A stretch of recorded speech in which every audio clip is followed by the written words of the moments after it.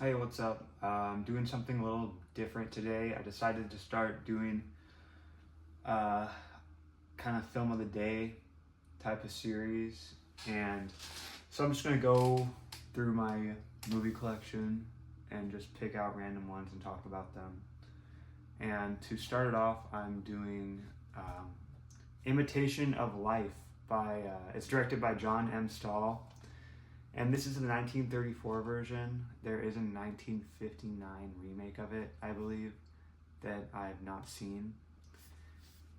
And as far as I know, I think that one is kind of better regarded than this one. But I love this movie. It is a movie that holds a very special place in my mind and in my collection.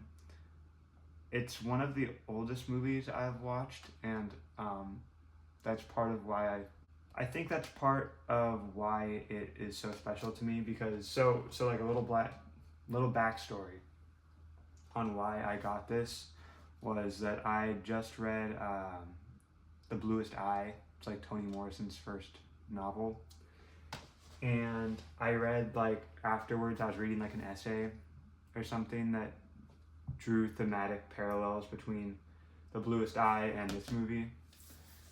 And I was interested, and so I picked this up, and I put off watching it for a very long time because it's from 1934. It's very outside my wheelhouse, but eventually I got around to it, and it totally shifted my perspective on how much I could enjoy a movie from this era. Because there's movies, like, obviously you have like Billy Wilder movies from like the 50s, or like early Kubrick, or like, obviously Citizen Kane or whatever, where those are movies that are super watchable, super enjoyable today, but they're also like 20 years older than this movie. I guess like Billy Wilder's in the 40s and stuff too. But anyways,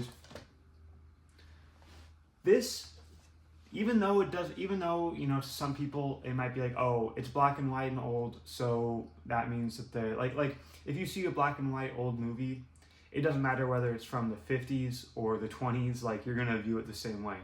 But that is not at all how it works. Like, this movie feels extremely different from something that came, like, even like Double Indemnity. It came out like a decade later, and it feels totally different. And I was just really floored by how universal the emotions in this movie are. I think that it a lot of the story, it's like super, it's kind of a romance with a lot of racial politics that are at play at the same time in the movies. The movie, without giving anything away, it's largely about, just on top of having this romance story that's kind of at the center of it, it's about people kind of struggling with accepting, who they are, or just like dealing with the inherent divide that race creates, especially in like the 30s. But hold on, there's a leaf blower going crazy right now.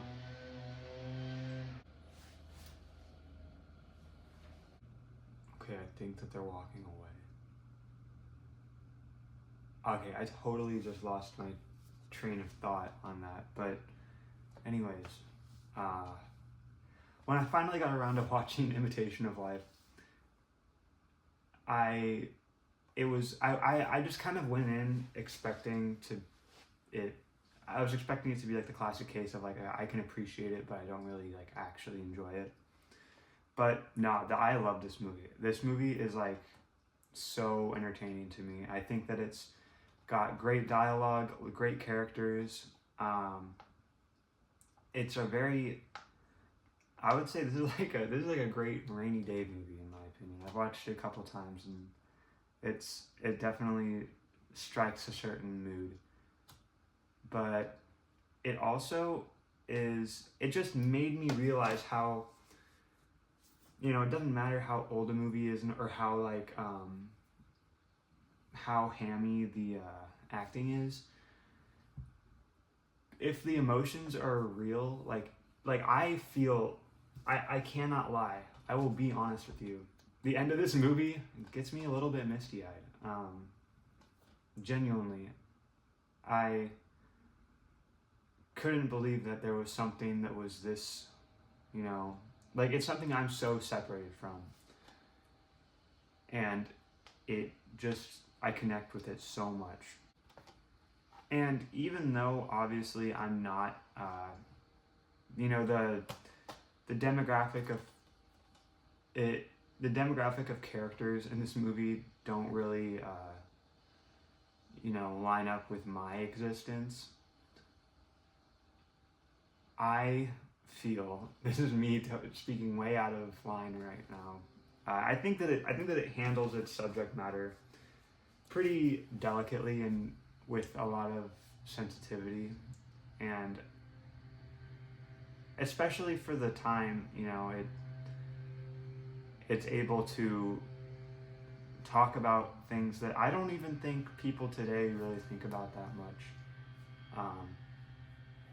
Going back to The Bluest Eye, it's a lot of similar issues that the characters are dealing with. So yeah, I would say like, I don't know if you're into numbers or whatever, like for scores. But when I watched it, this is seriously like an 8 out of 10 movie for me. And that is an 8 out of 10 where it's like, it's not an 8 out of 10 for a 1934 movie. Like this is just an 8 out of 10 for me. I'd put it up there with a lot of my favorite movies that I've seen. So yeah, open your mind a little bit if this is intimidating to you. I think it's a really fun watch. Not necessarily a super fun subject matter, but a very, I'm pretty hooked from the moment it gets going. So yeah, have a good day. Later.